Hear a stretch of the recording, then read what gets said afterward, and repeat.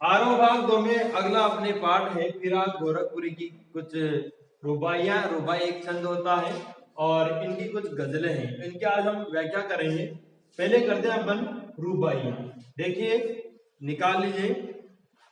आंगन में लिए चांद के टुकड़े को खड़ी, हाथों पे झुलाती है उसे गोद भरी, रह रह के हवा में जो लोका देती है, गूंज उठती है खिलखिलाते बच्चे की हंसी। बहुत सिंपल वर्णन है, यानी कि एक माँ का अपने बच्चे के प्रति जो प्यार होता है, जो प्रेम होता है, जो छोटा बच्चा होता है, वो उसी का वर्णन किया गया है कि माँ का अपने बच्चे के प्रति कैसा प्यार होता है, कैसा प्रेम होता है, उसका वर्णन है। यानी कि कह रहे हैं कि आंगन में लिए चांद के टुकड़े को खड़ी। चांद का टुकड़ा यहाँ पर आया है बच्चे के लिए। माँ अपने बच्चे को क्या कर रही है?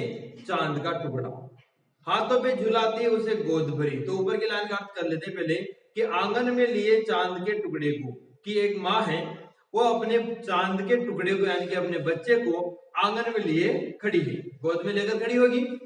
हाथों पे झुलाती है, वो उसे हाथों पर झुला रही है ना, गोद में झुलाते हैं ना अपन। हाथों पे झुलाती है उसे गोद भरी, यानी कि उसे गोद में भरकर उसे हाथों में झुला रही है। अब देखो आंगन कहाँ है, तो आंगन क्या होता है? आजकल तो आंगन ही नहीं देखते रहे बच्चे। फ्लैटों की जिंदगी है, कमरों में कहाँ आंगन दिखे को। अभी अपने गांव में तो होता है भी आंगन, बीच में जो खुली जगह होती है, आसमान से सीधा संपर्क होता है आंगन का, वही है असली आंगन। तो उसमें झूला गोद में लेकर ऐसे बच्चे को झूला झूला रही है माँ। रह रह के हवा में जो लोका देती, लोका देना यानी कि कर सकते हो आप भी कि अपन कई बार बच्चों से उड़ा उड़ा और आजा और मजा आ गया, और तो रह रह कर यानी कि रुक रुक कर जैसे वो बच्चे को हवा में ऐसे लोका देती है, यानी कि ऊपर उछाल उछाल कर उससे प्यार करती है। गूंज उड़ती है खिलखिलाते बच्चे की हंसी, और उससे बच्चा खिलखिला जाता है और जोर जोर से हंसने लगता है, तो चारों तरफ उस बच्चे की हंसी गूंज उड़ती है। आगे देखो, नहला के छल के निर्मल जल से, फिर उसको नहलाती है माँ। छल के मतलब जैसे टब में पानी भर देते हैं तो छलकता रहता है, हिलता रहता है, तो छल के निर्मल यानी कि बिल्कुल स्वच्छ जल से वो उस बच्चे को नहलाती है। और उलझे हुए गेसुओं में कंघी करके, गेसुओं यानी कि बालों में, जैसे नहलाया बच्चे को तो उसके बाल गीले हो जाते हैं, फिर उसके बाल क्या होते हैं? उलझ जाते हैं, कि उसके जो उलझे हुए बाल हैं उनमें फिर वो क्या करती है? कंघी करती है। किस प्यार से देखता है बच्चा मुंह को, और जब वो माँ उस बच्चे के बालों में कंघी करती रहती है, उसके मुंह ऐसे पकड़ के अटे कहां जाएगा उधर, फिर कंघी करती रहती है, तो बच्चा अपनी माँ के मुंह को इतने प्यार से देखता रहता है कि देखो कि जब घुटनों में लेके लेके है पहनाती कपड़े, और उसको फिर घुटनों में दबा रही है, यहाँ दबा, फिर उसको क्या बना देती है? कपड़े बना देती है। कैसा दृश्य होता है वो? एक माँ का बच्चे के अपने बच्चे के प्रति कितना प्यार भरा दृश्य होता है, ये देख लो, इसमें फोटो भी दे रखा है। अब आगे क्या था कि दिवाली की शाम घर पुते और सजे, दिवाली की शाम है, घर बढ़िया पुताई करते हैं ना, वो किया और घरों को सजा रखा है। चीनी के खिलौने जगमगाते लाल, और चीनी मिट्टी से बने हुए जो खिलौने हैं जगमगाते चमचमाते वो लाते हैं। वो रूपवती मुखड़े पे एक नर्म दमक बच्चे के घरौंदे में जलाती हैं दिए, यानी कि वो जो रूपवती मुखड़ा होता है माँ का, तो उस रूपवती यानी कि रूपवान मुखड़े पर वो मानो खिलौने बच्चे के मुख पर वो क्या ले आते हैं? एक चमक ले आते हैं, नर्म दमक, नर्म मतलब बिल्कुल हल्की सी चमक ले आते हैं, दमक यानी चमक ले आते हैं। बच्चे के घरौंदे में जलाती है दिए, और माँ बच्चे के घरौंदे में, यानी कि बच्चे छोटे छोटे घर बना लेते हैं ना मिट्टी के, कि बच्चे के जो छोटे छोटे घर होते हैं, या उस बच्चे ने जो कोई छोटा मोटा घर बना रखा होगा, उस घर में माँ क्या जलाती है? दीपावली में दिए जलाती है। आंगन में ठुनक रहा है जिद या है, बालक को हुई है चांद पे ललचाया है। फिर आगे कहते हैं कि आंगन में ठुनक रहा है, मतलब आंगन में ठनक रहा है, घूम रहा है, फिर रहा है, इधर उधर बच्चा घूम रहा है, और वो क्या है? जिद आया है, जिद कर रखी है उसने, जिद आया यानी कि जिद कर रखी है। क्या जिद कर रखी है? कि बालक तो है चांद पे ललचाया, कि वो बालक तो है यानी कि है यानी हे ही चांद पे ललचाया। वो तो किस पर ललचा रहा है भाई? आंगन से ऊपर उसको क्या दिख रहा है? चंद्रमा दिखाई दे रहा है, बिल्कुल, तो उस पर ललचाया और जिद पकड़ रखी है, मैं तो उस चंद्रमा को ही लूंगा। अब देखो माँ क्या करती है, फिर उसे समझाती है कैसे दर्पण उसे देख के कह रही है माँ, फिर एक दर्पण लाई माँ और उसे देखकर कह रही है कि देख आईने में चांद उतर आया है, देख तेरा चांद ही आ गया। अब वो चांद दिखेगा ना काज में, भैया ये तेरा चांद आ गया। तो इस प्रकार बच्चे को उसकी जिद को पूरी कर रही है। रक्षाबंधन की सुबह रस की पुतली छाया है, घटा गगन की हल्की हल्की। अब रक्षाबंधन का दिन है, यानी कि सुबह, रक्षाबंधन के दिन की सुबह है।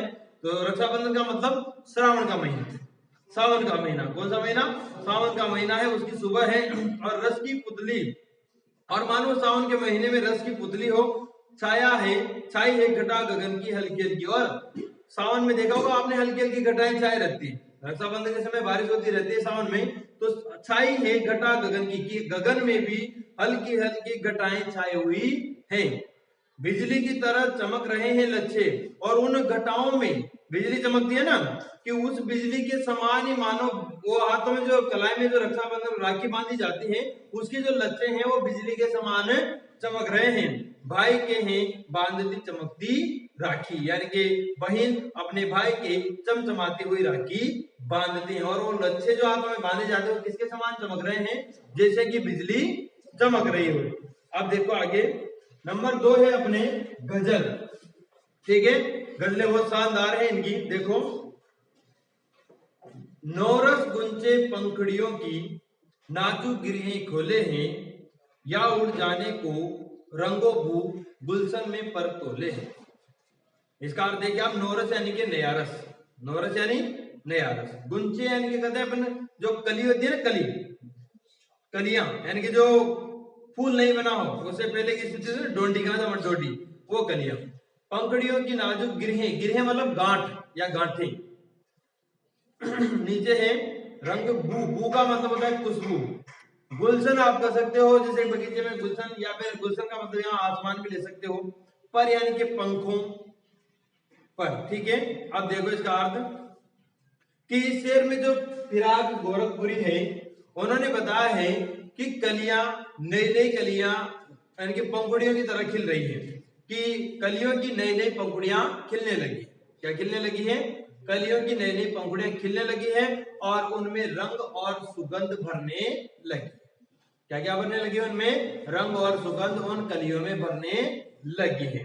तो जैसे वसंत का महीना होता है, तो उसका एक तरह से उसी का वर्णन है कि नौरस गुंचे पंखुड़ियों की नए रस से, गुंचे यानी कि कलियां, पंखुड़ियों की यानी कि कलियों की जो पंखुड़ियां हैं वो नए रस से भरी हुई हैं, नाजुक गिरहें खोले हैं। और वो नाजुक यानी कि कोमल, गिरह यानी कि गांठ, डोडी होती है ना, कि वो धीरे धीरे अपने नाजुक डोडी का यानी कि अपनी गांठ को खोल रही है, यानी कि फूल अपना आकार ले रहा है।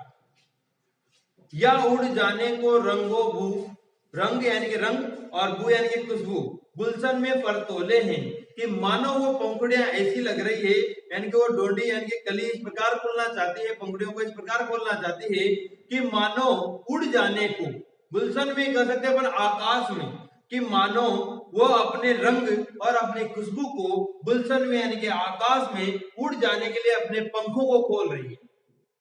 पंख की तरह दिखते हैं ना पंखुड़ियां, तो मानो वो इस गुलशन में यानी कि इस वातावरण में या आकाश में उड़ जाने के लिए जिस प्रकार पक्षी अपने पंखों को खोलता है, उसी प्रकार मानो पंखुड़ियां अपने पंखों को खोल रही है। किसके लिए? इस गुलशन में रंग और खुशबू फैलाने के लिए। ठीक है, आगे देखो दूसरा। तारे आंखें झपकावे हैं, तारे आंखें झपकावे हैं, जर्रा जर्रा सोए हैं, तुम भी सुनो हो यारों, सब में सन्नाटे कुछ बोले हैं, सब में सन्नाटे कुछ बोले हैं। अब इसका अर्थ देखिए, तारे आंखें झपकावे हैं, रात का समय है, तारे निकल आए हैं, तारे आंखों को झपका रहे हैं, आंखें झपझपा देना पड़े कि आंखों को झपका रहे हैं, जर्रा जर्रा सोए हैं, जर्रा जर्रा मतलब कण कण, रात का समय है कि मानो तारे आंखें झपझपा रहे हैं, और पूरा जो वातावरण है सभी यानी कि कण कण सोए हैं, कि कण कण सो रहा है। तुम भी सुनो हो यारों, कि हे यारों, हे मित्रों, तुम भी इस बात को सुनो कि सब में सन्नाटे कुछ बोले हैं। सब यानी कि रात में, सब यानी रात में, कि सब में यानी कि रात में सन्नाटा भी कुछ बोलता है, इसको तुम भी सुनो ध्यान से। आगे देखो, हम हो या किस्मत हो हमारी, हम हो या किस्मत हो हमारी, दोनों को एक ही काम मिला। हम हो या किस्मत हो हमारी, दोनों को एक ही काम मिला। किस्मत हमको रो लेवे है, किस्मत हमको रो लेवे है, और हम किस्मत को रो लेवे है। हम हो या किस्मत हो हमारी, दोनों को एक ही काम मिला। हम किस्मत को रो लेवे हैं और किस्मत हमको रो लेवे।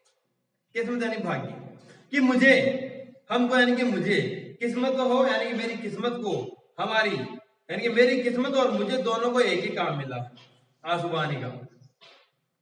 मुझको और मेरी किस्मत को दोनों को एक ही काम मिला है। क्या काम मिला है? आंसू बहाने का काम मिला है। किस्मत हमको रो लेवे, किस्मत मुझे रोती रहती है, मैं निठल्ला हूं, मैं काम नहीं करता, इसलिए किस्मत मुझे रोती रहती है, और हम किस्मत को रो लेवे, और मैं भाग्य को दोष देता रहता हूं कि मेरा काम तो भाग्य की वजह से नहीं हो रहा, कि भाग्य मेरा साथ नहीं दे रहा, इसलिए मेरा काम नहीं हो रहा, कि मैं तो किस्मत को रोता और किस्मत मुझे रोती। भाई तो काम है तो कर, तब मैं तेरा साथ दूंगी, लेकिन मैं सोचता हूँ भाग्य मौका जो जाएगा। तो यहाँ पर कहा है कि कर्म, हमेशा हमें कर्म करते रहना चाहिए, भाग्य के भरोसे, किस्मत के भरोसे नहीं बैठना चाहिए। आगे आ जाओ, अगला। अगला है, बहुत शानदार है। जो मुझको बदनाम करे हैं, जो मुझको बदनाम करे हैं, काश वे इतना सोच सके। जो मुझको बदनाम करे हैं, काश वे इतना सोच सके, मेरा पर्दा खोले है कि अपना पर्दा खोले है। जो मुझको बदनाम करे हैं, काश वे इतना सोच सके कि मेरा पर्दा खोले है कि अपना पर्दा खोले है। यानी कि कवि ने कहा है जो उनकी लेखक यानी कि जो बदनामी करता है, समाज में उल्टी सुल्टी बातें करता है, उनके बारे में उन लोगों के लिए कहा है कि जो मुझको बदनाम करे, कि जो लोग मुझे समाज में बदनाम करते हैं, मेरे बारे में बुरी बुरी बातें करते हैं, काश वे इतना सोच के, काश वे इतनी सी बात सोच सकते, उनमें इतनी सी समझ होती कि मेरा पर्दा खोले कि खुद का पर्दा खोले। क्यों मेरा पर्दा खोल रहे हैं कि खुद का पर्दा खोल रहे हैं? वो तो खुद का ही पर्दा खोल रहे हैं। कैसे खोल रहे हैं? कि मान लीजिए कोई व्यक्ति आपके सामने किसी की निंदा कर रहा है, तो किसी के सामने आपकी भी निंदा करता होगा, तो उसने तो उसका आचरण बता दिया ना, भाई तू कैसा आदमी, तू मेरे सामने उसकी बुराई कर रहा है, तो जरूरी नहीं कि मेरी नहीं करता होगा, मेरी भी करता होगा। तो यही कहा उन्होंने यहाँ पर कि जो मुझको बदनाम करे वे काश में इतना सोच सके, मेरा पर्दा खोलते हैं या खुद का पर्दा खोल रहे हैं, यानी कि खुद का आचरण बता रहे हैं या मेरा आचरण बता रहे हैं। आगे देखो, ए किस्मत, सॉरी कीमत, ये कीमत भी अदा करे हैं, ये कीमत भी अदा करे हैं हम, बदरुस्ती है होशो हवास। ये कीमत भी अदा करे हैं हम, बदरुस्ती है होशो हवास। तेरा सौदा करने वाले दीवाना भी होले हैं, तेरा सौदा करने वाले दीवाना भी होले हैं। बहुत अच्छी गजलें हैं इनकी, देखो। ये कीमत भी अदा करें हैं हम, बदरुस्ती है होशो हवास, यानी कि यहाँ पर ये अपनी प्रेमिका को संबोधित करते हुए कर रहे हैं कि मैंने बदरुस्ती है ए होशो हवास, मतलब विवेक के साथ, बदरुस्ती ए होशो हवास मतलब होश हवास में विवेक के साथ ये कीमत भी अदा करे हैं। मैंने प्रेम में होश हवास के साथ यानी कि विवेक के साथ ये कीमत भी अदा की, यानी कि प्रेम की कीमत भी अदा की है। तेरा सौदा करने वाले दीवाना भी होले हैं, कि उस कीमत अदा करने में, तेरा जो सौदा कर रहे हैं, उस प्यार का जो सौदा कर रहे हैं, उसमें मैं दीवाना भी हुआ हूं, यानी कि उसमें मैं दीवाना भी हो चुका हूं, यानी कि पूरी तरह से उनके प्रति प्रेम समर्पण कर रहे हैं, अपना प्रेम प्रकट कर रहे हैं। आगे देखो, बहुत अच्छा है। तेरे गम का पासे अदब है, तेरे गम का पासे अदब है, कुछ दुनिया का ख्याल भी है। तेरे गम का पासे अदब है, कुछ दुनिया का ख्याल भी है। सबसे छिपा के दर्द के मारे चुपके चुपके रोले हैं, सबसे छिपा के दर्द के मारे चुपके चुपके रोले हैं। अब यहाँ पे अपनी प्रिया के लिए कह रहे हैं, अपनी प्रेमिका के लिए कह रहे हैं कि तेरे गम का पासे अदब है। पासे अदब मतलब लिहाज है, कि तू मुझसे बिछड़ गई या मुझसे दूर है, उसका मुझे गम है, यानी कि उसका मुझे लिहाज है, या तू मुझसे प्रेम करती है, विरह झेल रही है, उसका मुझे लिहाज है, यानी कि मैं तेरे दुख को समझता हूं। तेरे गम का पासे अदब है, कि तेरे गम का लिहाज है मुझे, भाई तुझे बहुत दुख हो रहा है अलग होके, कुछ दुनिया का ख्याल भी है, लेकिन मुझे कुछ दुनिया का समाज का ख्याल भी रखना पड़ता है। सबसे छिपा के दर्द के मारे चुपके चुपके रोले कि मैं, तूने जो मेरे साथ बेवफाई की या तूने जो मेरे साथ किया, मुझे छोड़ा, उसके लिए मैं सबसे छिपा के दर्द के मारे, वो जो दर्द है मेरे अंदर उसको मैं सबसे छुपा के रखता हूं। चुपके चुपके रोले हैं, यानी कि मैं अलग ही जाकर उसके उस दर्द को अलग, उस दर्द के कारण मैं अलग ही जाकर रो लेता हूँ, लेकिन सबके सामने उस दर्द को, दुनिया के सामने उस दर्द को आने नहीं देता। अगर वो दर्द दुनिया के सामने आ जाता है तो दुनिया हमारे प्रेम का, हमारे प्यार का मजाक उड़ाएगी। इसलिए उन्होंने कहा है कि तेरे गम का लिहाज है, कुछ दुनिया का ख्याल भी है, सबसे छिपा के दर्द के मारे चुपके चुपके रो लेता हूँ, चुपके चुपके रो लेता हूँ। ये इसका अर्थ है। आगे देखो, फितरत का कायम है तवाजुन, फितरत का कायम है तवाजुन, आल में हुस्नो इश्क में भी, फितरत का कायम है तवाजुन, आल में हुस्नो इश्क में भी, उसको उतना ही पाते हैं खुद को जितना खोले हैं, उसको उतना ही पाते हैं खुद को जितना खोले। यानी कि यहाँ पर प्यार को पाने का मार्ग बताया है, प्यार को प्राप्त करने का उपाय बताते हैं ये। फितरत यानी कि स्वभाव या आदत, कायम है तवाजुन यानी कि संतुलन, तवाजुन यानी संतुलन, आल में हुस्नो इश्क यानी कि सौंदर्य और प्रेम का जगत, आल में हुस्नो इश्क यानी कि सौंदर्य और प्रेम का जगत। अब इसमें वो कहते हैं कि फितरत का कायम है, यानी कि स्वभाव पर हम कायम हैं, हमारी आदत पर हम कायम हैं, क्या, तवाजुन, और उसका हमने संतुलन बना रखा है। किसमें संतुलन बना रखा है? आल में हुस्नो इश्क में भी, यानी कि सौंदर्य और प्रेम में हमने संतुलन बना रखा है, और हम इस हमारे स्वभाव पर, हमारी ये जो आदत है प्यार और सौंदर्य में संतुलन बनाने की, उस पर हम अभी तक कायम है। उसको उतना ही पाते हैं खुद को जितना खोले। भाई प्यार का बिल्कुल सत्य है कि आप प्यार को उतना ही प्राप्त करते हो जितना आप खुद को खो लेते हो, यानी कि जितना आप मिटा देते हो उसके लिए अपने आप को, उतना ही आपको प्यार मिलता है। पहले उसके लिए अपने आप को न्यौछावर करना पड़ता है, अपने आप को पहले मिटाना पड़ता है, उसके प्रति समर्पित भाव रखना पड़ता है। तो ये कहा कि उसको उतना ही पाते हैं हम, उसको अपने प्रेमी को उतना ही प्राप्त करते हैं खुद को जितना खोले, जितना हम खुद को उसके लिए खो देते हैं, यानी कि उसके लिए जितना समर्पण कर देते हैं उतना ही उसकी तरफ से हमें प्यार मिलता है। यानी कि प्यार प्राप्त करने के लिए पहले खुद को खोना पड़ता है, खुद को मिटाना पड़ता है, खुद को उसके प्रति समर्पित करना पड़ता है। आगे देखो, आबो ताज अस आर न पूछो, आबो ताब अस आर न पूछो, तुम भी आंखें रखो, आबो तार अस आर न पूछो, तुम भी आंखें रखो, ये जगमग बेतों की दमक है या हम मोती रोले हैं, ये जगमग बेतों की दमक है या हम मोती रोले हैं। आबो ताब अस आर यानी कि चमक दमक के साथ, आबो ताब अस आर यानी चमक दमक के साथ, और नीचे की लाइन में बेतों, बेतों यानी कि शेरों, शेर शायरी शेर हो ना। तो लेकर कहते हैं यहाँ पर कि आबो ताब अस आर न पूछो, कि हमसे हमारी जो शायरियां हैं उनकी चमक दमक के बारे में मत पूछो। तुम भी आंखें रखो, भगवान ने तुम्हें भी आंखें दी है, तुम्हें भी सोचने की क्षमता दी है, तुम्हें भी बुद्धि है, तुम खुद ही देखो। तुम भी आंखें रखो मतलब तुम भी देख सकते हो इस चीज को। ये जगमग बेतों की दमक है, ये जगमग शेरों की चमक है, जो हमारे जो शेर लिखे उनकी ये जो चमक है, या हम मोती रोले हैं, या ये चमक, ये जो चमक है ना इन शेरों की, जो मैं शेर लिखता हूँ, जो गजलें लिखता हूँ, उनकी जो आपको चमक दिखाई दे रहे हैं ना, वो मेरी आंसू है।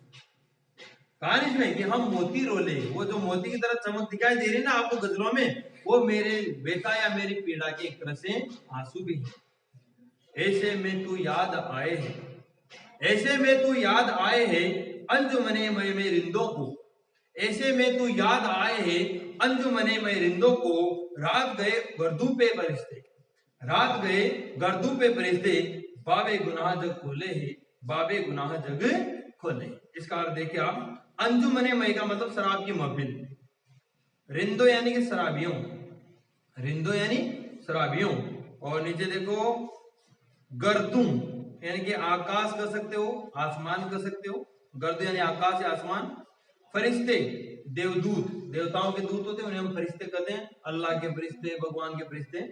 बाबे गुनाह पाप का अध्याय, बाबे गुनाह पाप का अध्याय। आगे कहते हैं कि ऐसे में तू याद आए है अंजुमने मय में रिंदों को, यानी कि वो आगे कहते हैं, यानी कि प्रेमिका के लिए कहते हैं एक तरह से कि ऐसे समय में तू मुझे बहुत याद आती। कैसे समय में?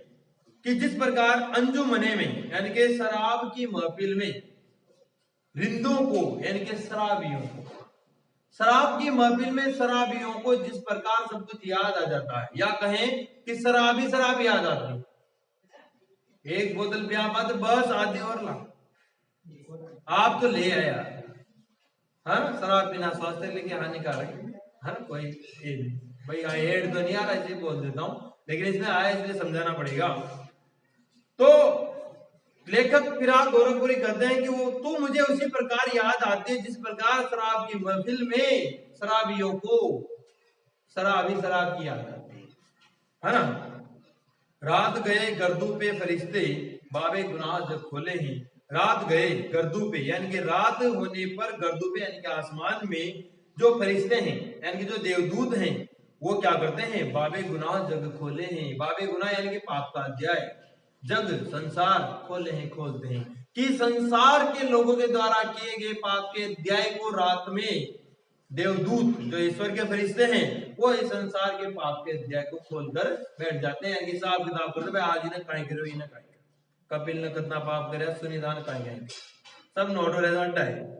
देखो आगे तो फरिश्ते क्या करते हैं कि रात गए गर्दू पे यानी कि आसमान में रात में जो फरिश्ते होते हैं वो बाबे गुनाह यानी कि पाप का अध्याय खोलकर पूरा हिसाब किताब करते हैं। एक तरह से सदके फिराक एजाजे सुकन की, सदके फिराक एजाजे सुकन के कैसे उड़ा ली ये आवाज इन गजलों के परंदों में, इन गजलों के परंदों में तो मीर की गजलें बोले हैं, तो मीर की गजलें बोले। मीर काले काफी फेमस गजल शायर हुए हैं। तो कहते हैं कि सदके फिराक यानी कि यहाँ पर फिराक गोरखपुरी अपनी जो गजलें हैं उन पर प्रसन्न होते हुए कह रहे हैं कि लोग कहते हैं मेरी गजलों के बारे में, शायरों के बारे में लोग कहते हैं कि हे फिराक हम तुम पर सदके जाते हैं, वारी जाऊं सदके जाऊं, है ना, कि सदके फिराक हे फिराक तुम्हारी इन गजलों पर हम सदके जाते हैं। एजाज सुकन के कैसे उड़ा ली ये आवाज। एजाज सुकन यानी कि बेहतरीन शायरी, कि तुमने ये बेहतरीन शायरी लिखना, बेहतरीन शायरी की आवाज कहां से प्राप्त कर ली, कहां से सीख ली। हम तुम्हारी शायरियों पर न्यौछावर होते हैं, सदके जाते हैं। इन गजलों के पर्दों में तो मीर की गजलें बोले कि हे फिराक गोरखपुरी तुम्हारी ये जो गजलें हैं ना इनके पर्दों में यानी कि इनमें तो किसकी गजलें बोलती है? मीर की। मीर और गालिब की जो गजलें है ना उनकी तरह तुमने भी बहुत श्रेष्ठ श्रेष्ठ गजलों का निर्माण कर दिया, रचना कर दी है। तो तुम्हारी गजलें भी उसके समान, मीर की गजलों के समान बहुत फेमस है। ठीक है, आ गया होगा आपको समझ में।